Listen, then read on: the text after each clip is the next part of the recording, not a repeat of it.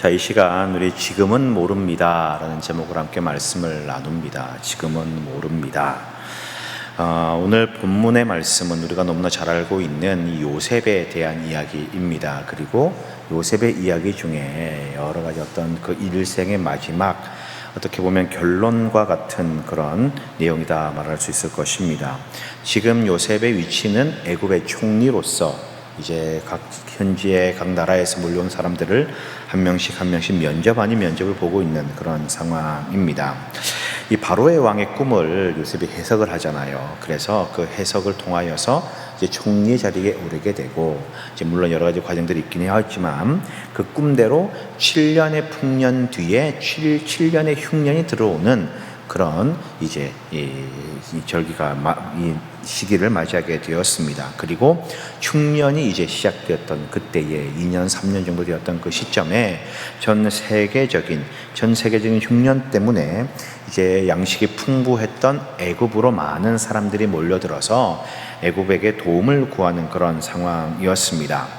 그런 그들 가운데 요셉이 평생 잊지 못할 그런 이 사람들도 있었다라는 것이지요. 바로 자신의 형들이었습니다. 형들. 여러분, 이 형제들을 바라보는 이 요셉의 마음이 좀 어땠을까요? 어떤 마음이었을까? 자신을 죽이려고 했던 그런 형제들이잖아요. 형들이지 않습니까? 자신을 구덩이에 던졌던 사람이고, 노예 상인들에게 자신을 팔았던 사람이 바로 이 요셉의 형들이었습니다. 이 형들을 바라보는 요셉의 마음이 얼마나 복잡하고 여러 가지 만감이 교차했을 것입니다. 근데 오늘 말씀을 보니까 요셉은 형들을 향한 감정을 숨기지 못하고 사람들을 다 내보내고 온 애굽에 울려 퍼질 정도로 크게 목 놓아 울었다라고 기록하고 있습니다. 대성통곡을 한 것이지요. 그리고 이 형들에게 자신의 정체를 밝힙니다. 제가 요셉입니다. 저는 요셉입니다. 라고 그렇게 자신의 정체성을 밝히게 됩니다.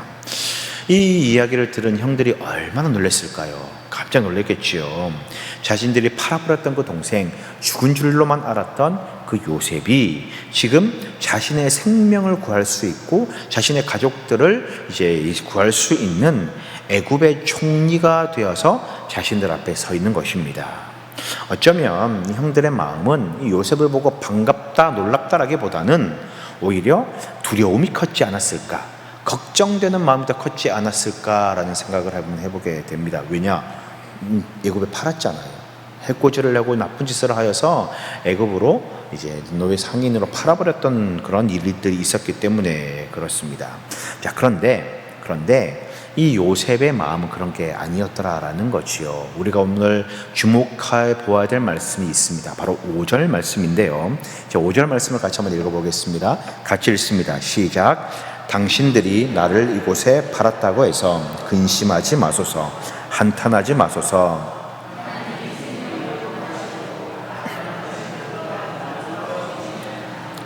자, 뭐라고 이야기를 합니까? 요셉의 입장에서 이런 말을 내뱉는다라는 거 참 대단한 그런 말이죠. 놀라운 말입니다.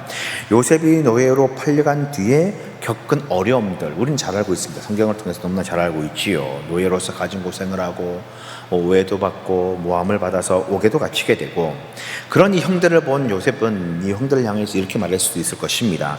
당신들이 나에게 무슨 짓을 했는지 아십니까? 내가 얼마나 힘들었는지 아십니까? 그럼 원망과 울분을 쏟아낼 수도 있었다라는 거지요. 그렇게 분노할 수도 있었는데, 그런데 요셉은 그렇게 말하지 않습니다. 오히려 이렇게 말합니다. 하나님이 생명을 구원하시려고 나를 당신들보다 먼저 보내주셨습니다 라고 이야기를 합니다. 하나님의 뜻과 섭리가 있었기에 내가 여기까지 올 수 있었습니다. 당신들이 나를 파늘었던 것도, 구덩이에 던졌던 것도, 시기했던 것도, 미워했던 것도 전부 다 이 자리로 이끄시기 위한, 그때는 몰랐지만 지금까지 이끄신 하나님의 그 섭리, 역사가 있습니다 라는 것을 고백하고 있는 거지요. 여러분, 요셉이 어떻게 이렇게 위대한 고백을 할 수 있었을까요? 어떻게 자신을 애굽에 팔아버린 형들을 향하여서 하나님이 나를 먼저 보내주셨습니다 라고 그렇게 말할 수 있었을까요? 여러분, 우리는요 요셉의 인생을 알고 있습니다. 요셉이 어린 시절 꾸었던 꿈도 알고 있고요, 이 형들이 자신의 곡식단에 절하는 꿈을 꾸었고요. 그 다음에 해와 달과 모든 별들이 자신에게 절하는 그 꿈도 꾸었다라는 거죠. 그 꿈을 우리는 잘 알고 있습니다. 이 꿈 때문에 요셉은 하나님 앞에, 이 사람 형제들 앞에 미움을 받잖아요. 구덩이에 던져지게 되고 애굽의 노예로까지 팔려가게 되었습니다. 보디발의 집에서는 어떻습니까? 충성스럽게 그 주어진 일을 열심을 다했는데 억울하게 누명을 쓰고 감옥에 갇히게 됩니다. 감옥에서도 최선을 다했지만 한동안 그것을 벗어나지 못했습니다. 생각해보면 요셉의 인생, 우리가 생각할 때에 어린 시절 하나님께서 보여주신 꿈, 그 꿈과는 전혀 다른 삶의 여정을 걸어갔던 인물이었습니다.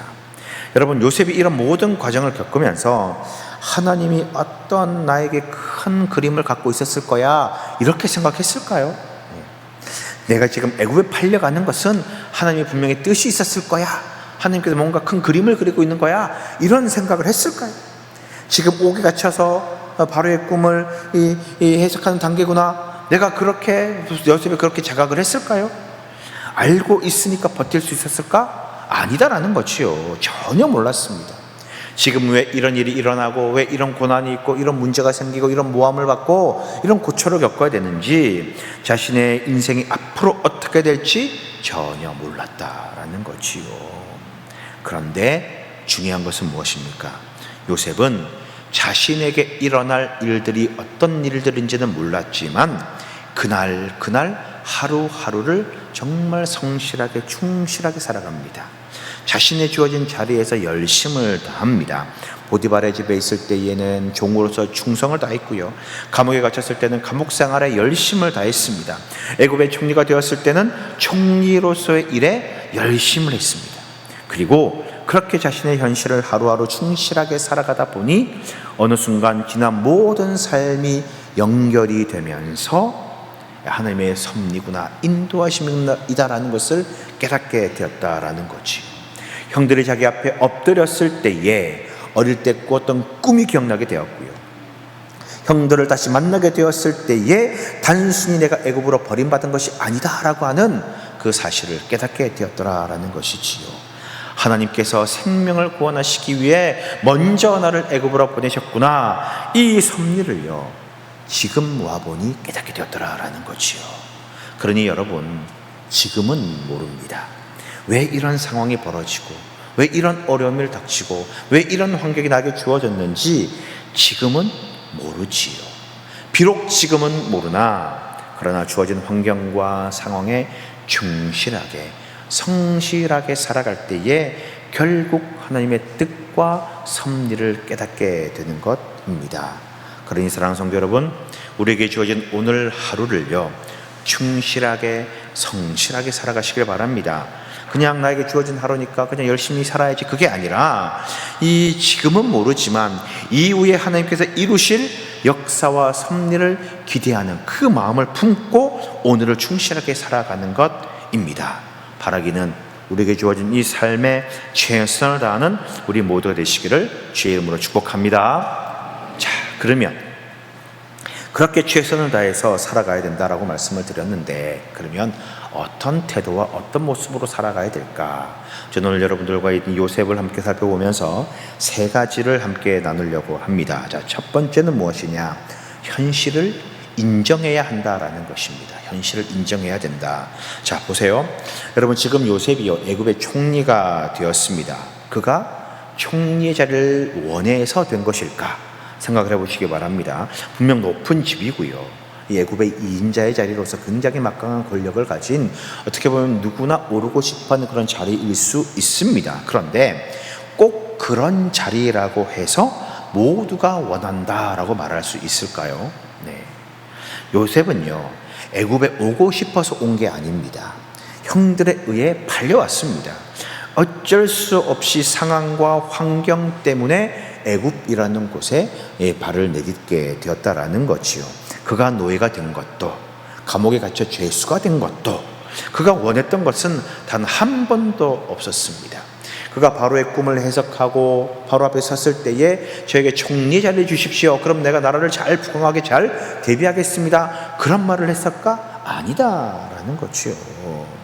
여러분, 성경을 잘 살펴보면 요셉은요 비록 그가 원했던 환경과 상황을 한 번도 맞닥뜨린 적은 없습니다.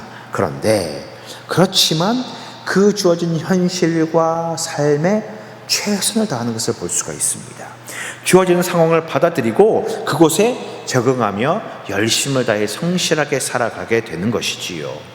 여러분, 요셉이 보인 이 모습은요, 현실을 인정하고 받아들이는 모습입니다. 주어진 상황과 환경을 수용하고 그 상황에 맞추어서 최선을 다하는 모습, 요셉이 그 현실을 대하는 태도다라는 것이지요. 근데 여러분, 여기서 꼭 구분하셔야 될 게 있습니다. 오해해서는 안 됩니다. 현실을 인정하는 것과 체념하고 받아들이는 건 다른 거예요. 현실을 체념하는 것은 포기하는 것입니다. 더 이상 어떤 기대와 소망도 없이 그냥 흘러가는 대로 맡겨버리는 것이지, 그것이 인정하는 것과는 전혀 다르다라는 거지요. 현실을 인정한다라고 하는 것은 이제 끝났다, 포기했다, 그런 의미가 아닌 지금 처한 현실을 받아들이고 여기서부터 새로운 비전과 새로운 소망을 품고 나아가는 것입니다. 예를 들면 이런 거죠. 이런 일화가 있습니다. 미국에요, 하와이에서 태어난 한 이제 어린 소녀가 있었습니다. 90년생이니까 지금 나이로 치면 36살, 37살 정도 되었겠네요. 어릴 때부터요, 서핑을 굉장히 바다에서 서핑을 하잖아요. 이 서핑을 굉장히 좋아해서 이제 취미로 삼고 열심히 또 이렇게 재미있게 하다 보니까 각종 대회에 나가서요, 많은 상을 휩쓸고 우승을 하고, 그래서 이제 프로 서퍼로 정말 촉망받는 그런 소녀였었습니다. 그러다가 13살 때요, 13살 때 이제 하와이 앞바다에서 이렇게 이 서핑을 즐기다가요, 갑작스럽게 상어의 공격을 받게 되었습니다. 상어의 공격을 받게 되어가지고요, 기적적으로 살아났는데 그만 왼쪽 팔을 잃어버리게 됩니다. 왼쪽 팔을 뜯어먹히게 된 거지요. 여러분, 한번 생각해 보십시오. 13살이라고 하는 초등학교 6학년 정도 되는 나이잖아요. 이 어린 나이에 서핑을 합니다. 바다 위에서 보드 하나에 몸을 실어가지고 이 몸의 중심을 잡는 그 서퍼에게 팔의 기능이 얼마나 중요합니까? 균형을 잡아가는 거니까요. 그런데 그 팔 한쪽이 떨어져 나갔어요. 공격을 당했습니다. 바다에서 서핑을 하다가 상어의 공격을 받았으니까 바다에 대한 두려움과 트라우마, 이것 때문에 다시 바다로 들어가기가 너무나 어렵고 불가능한 현실이지 않습니까?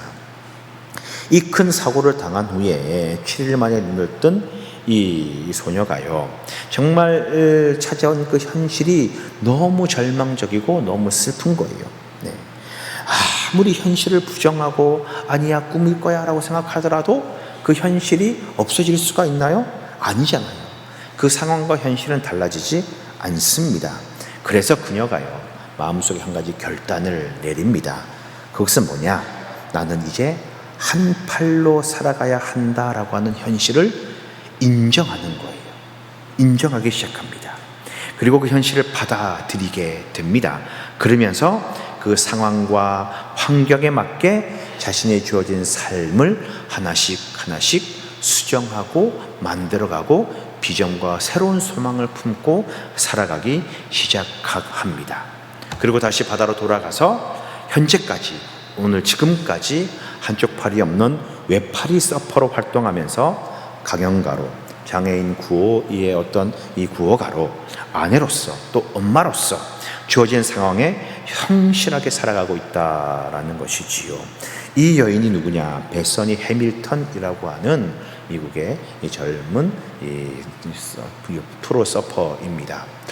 영화로도 제작이 되었는데요, 소울 서퍼라고 하는 영화로까지 제작된 굉장히 유명한 그런 여인이었습니다.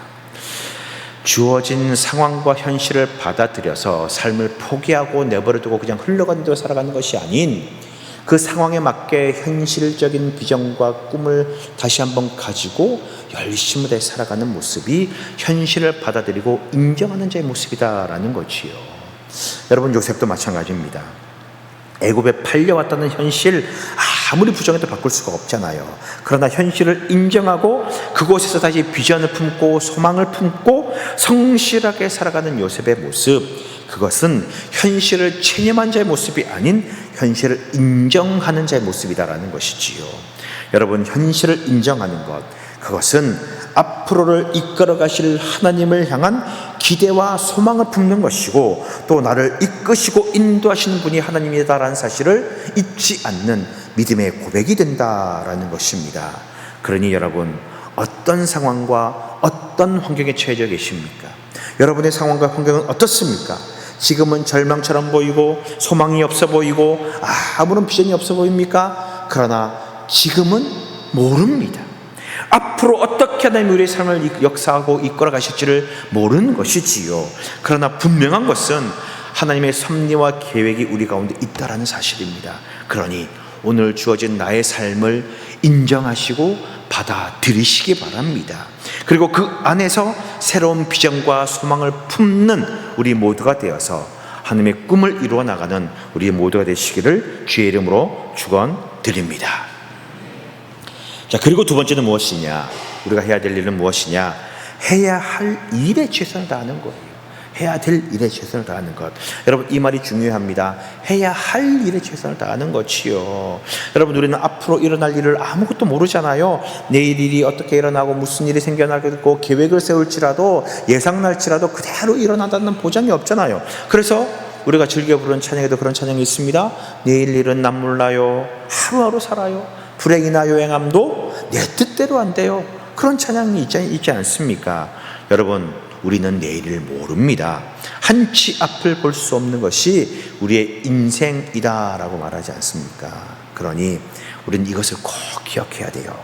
하나님은요, 우리에게 미래를 맡긴 게 아니에요. 하나님이 우리에게 맡기신 것은요, 바로 오늘을 맡기셨습니다. 지금 현실을 맡겨주셨다라는 거지요. 미래는요, 우리의 영역이 아닙니다. 앞으로 어떤 일이 일어날지, 무슨 일이 일어날지, 어떻게 될지 내가 예상하고 예측하고 내가 만들어갈 수 없는 거지요. 우리의 결정과 선택으로 이루어지는 것이 미래가 아닙니다. 미래의 일은 우리의 영역이 아닌 하나님의 영역이에요. 그러나 오늘은 다르죠. 지금은 다릅니다. 오늘 내가 무엇을 해야 될지, 어떤 일을 해야 될지, 누구를 사랑해야 될지, 어떤 일을 하고 해나가야 될지, 이것은 우리가 선택하고 결정할 수 있는 것이지요. 무슨 말입니까? 우리가 최선을 다해서 살아가야 될 삶은 미래가 아닌 오늘, 현실이다라는 것입니다. 그런데 내가 오늘을 살아가야 될 때에 최선을 다해서 살아가는 것은요, 내가 하고 싶은 것을 하는 게 아니에요. 내가 잘하는 일, 내가 좋아하는 일, 내가 원하는 일, 그 일에 최선을 다하는 것이 아니라 내가 해야 될 일에 최선을 다하는 거예요. 나에게 맡겨진 일에 최선을 다하는 것입니다. 왜냐? 하나님이 오늘을 나에게 맡기셨기 때문에 그래요. 지금을 나에게 맡기셨기 때문에 그렇습니다. 미래가 아닌 오늘을 맡기셨기 때문에 오늘 맡겨진 일에 최선을 다하고 성실하게 임하는 것입니다. 요셉을 보십시오. 요셉 어떻게 행동합니까? 요셉이 애굽에 팔려왔습니다. 그곳에서 요셉이 가장 하고 싶은 일이 뭘까요? 가장 원했던 일이 뭡니까? 집으로 돌아가는 거잖아요. 팔려왔으니, 아무 잘못도 없는데 형들 때문에 팔려왔으니 다시 집으로 돌아가는 게 그가 가장 원하는 일이고요, 가장 하고 싶은 일입니다. 아버지께 돌아가고 싶은 거지요. 요셉에 주어진 삶과 현실에서 그는 하고 싶은 일은 집으로 돌아가는 일, 고향으로 돌아가는 일이지만, 그러나 주어진 현실이 종의 위치였기 때문에 그는 보디발의 집에서 종으로 열심을 다하고 주어진 일에 최선을 다해 살아갑니다. 원했던 일이 아니에요. 하고 싶은 일이 아닙니다. 그러나 그에게 맡겨진 일이니 최선을 다하는 것이요, 성실하게 임하는 것입니다. 억울한 누명을 쓰고 감옥에 갇혔습니다. 무엇을 하고 싶겠습니까? 감옥에서 빨리 나오고 싶잖아요. 감옥에서 벗어나는 것 아니겠습니까? 누명을 벗고 싶은 거잖아요. 네? 감옥을 나가고 싶지만, 그런데 요셉은 그 현실과 상황 속에서 주어진 일, 맡겨진 일에 최선을 다합니다. 성실하게 살아가는 거예요. 여러분, 요셉은요, 자신에게 맡겨진 현재, 오늘을 성실히 살아갑니다. 그런 요셉에 대하여 성경이 뭐라고 말씀하신 줄 아십니까? 여호와께서 요셉과 항상 함께 하심으로 라고 이야기를 해요. 항상 함께 하심으로. 하나님께서 어디든 어떤 상황이든 맡겨진 오늘의 충성을 다하고 열심을 살아가는 그 요셉과 함께 하셨습니다. 여러분, 우리의 삶도 이래야 되는 거죠. 지금 우리에게 맡겨진 일이 있습니다. 가정에서, 직장에서, 교회에서 내가 해야 될 일이 있잖아요. 맡겨진 일, 사명이 있습니다. 하기 싫죠? 원하는 일 아닙니다. 힘들고 어려운 일입니다. 부담이 되고요, 벗어나고 싶어요. 하지만 지금 나에게 맡겨진 일, 그 자리에 최선을 다하는 것, 이것이 바로 하나님이 함께 하시는 자의 모습이다라는 것입니다. 여러분, 오늘 해야 될 일에 충실하시길 바랍니다. 하나님께서 내게 맡기신 오늘의 일에 여러분 최선을 다하시기 바랍니다. 우리는 오늘을 살아가는 것이고요, 하나님은 미래를 이루어 가시는 분이십니다. 우리는 오늘을 살아가야 되는 거예요. 맡겨진 일에 충실하게 살아가야 된다라는 것입니다.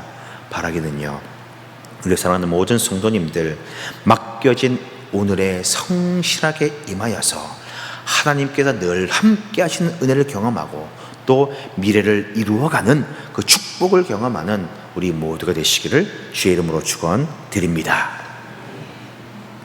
그리고 세 번째는 무엇이겠습니까? 세 번째는요, 하나님의 때를 끝까지 기다려야 한다라는 거지요. 여러분, 현실을 인정하고요, 받아들입니다. 그리고 오늘 할 일에 내가 최선을 다해서 열심히 살아가게 됩니다. 그런데 그렇게 내가 이것을 열심히 다한다고 하여서 바로바로 내가 하나님의 뜻을 이해하고 하나님 역사가 일어나고 섭리가 나에게 나타나는 것이 아니더라고요. 모든 것이 하나님의 때가 있다라는 것을 우리는 알아야 하는 것입니다. 때로는 너무 지루한 시간을 견뎌야 되고요, 긴 기다림에 지쳐가기도 합니다. 하지만 우리는 하나님을 신뢰하고 하나님의 역사를 기대하며 그때를 끝까지 기다리는 인내가 필요한 것이지요. 요셉의 삶 한번 볼까요? 요셉은요, 어린 시절 하나님께서 주신 꿈을 꾸었습니다. 그런데 그 꿈이 무엇을 의미하는지 그때는 몰랐습니다. 언제 이루어질지 알 수 없었습니다.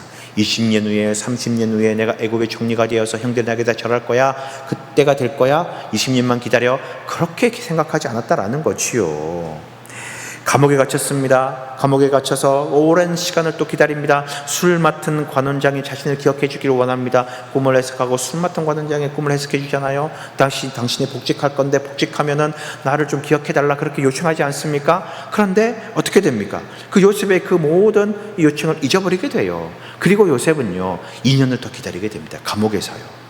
오랜 시간 동안 더 기다리게 됩니다.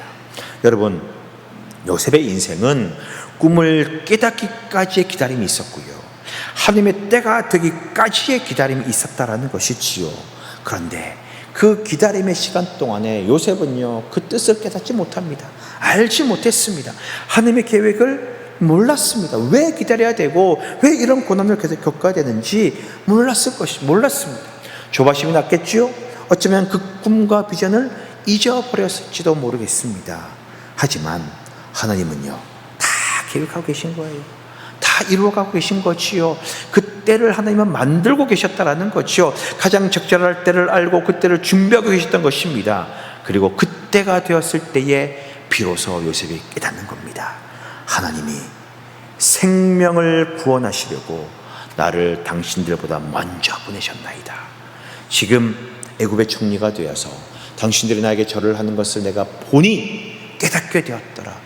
이 모든 과정의 기다림 가운데 하나님께서 이루신 모든 것이구나라는 것을 알게 됩니다.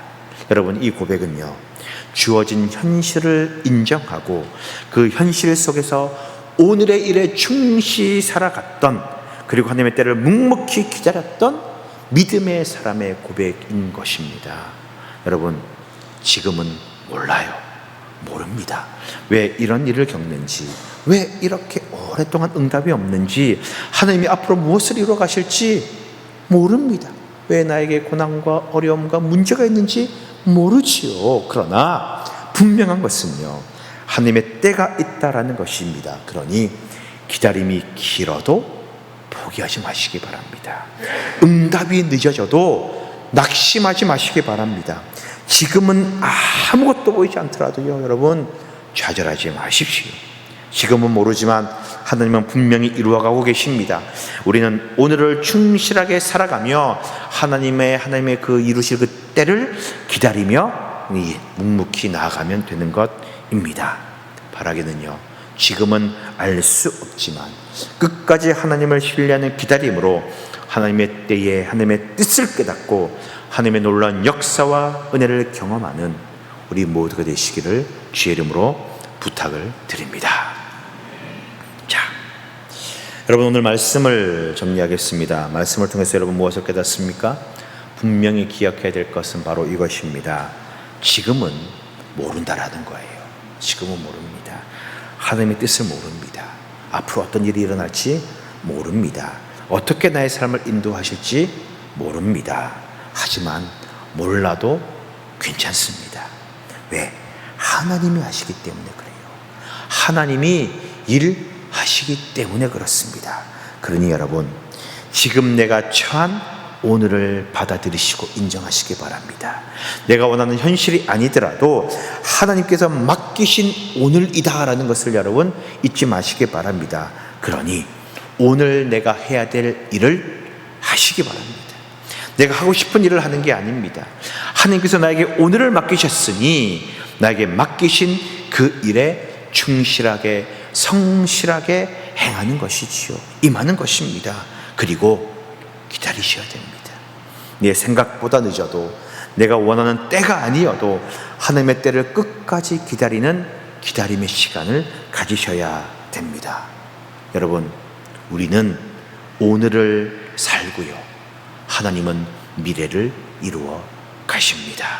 그러니 여러분의 마음에 좀 이런 다짐이 있었으면 좋겠습니다. 주님, 지금은 모르겠습니다. 그러나 주님을 믿습니다. 오늘 제게 맡기신 일을 충실하게 감당하겠습니다. 그리고 하나님의 때를 끝까지 기다리겠습니다. 이런 기도와 결단이 여러분들에게 있기를 소망합니다. 그러니 여러분, 오늘 말씀을 가슴에 새기며 오늘을 믿음으로 살아가고 하나님의 이루심을 기대하는 우리 모두가 되어서 놀라운 주의 섭리 가운데 승리의 삶을 살아가는 우리가 되시기를 주의 이름으로 간절히 축원드립니다.